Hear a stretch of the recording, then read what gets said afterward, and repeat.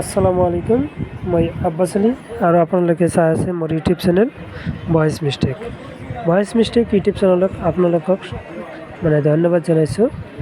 আৰু আজিৰ ভিডিঅ'টো আমি স্পেচিয়েলভাৱে আৰম্ভ কৰিবলৈ বিচাৰিছোঁ যে যদি আপোনাৰ লেপটপত কীবোৰ্ড বেয়া হয় তেনেহ'লে শ্বৰ্টকাট কৰিবৰ বাবে কেনেকৈ কীবোৰ্ড ওলাব সেই লেপটপৰ পৰা, সেই সন্দৰ্ভত আজিৰ এই ভিডিঅ'টো আমি বনাবলৈ লৈছোঁ।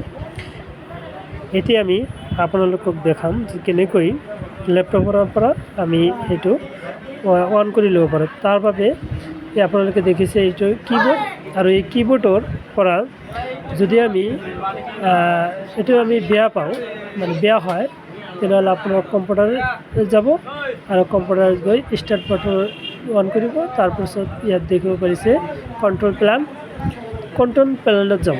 কণ্ট্ৰল পেনেলত যোৱাৰ পিছত ইৰেজ নামে এটা অপশ্যন আছে,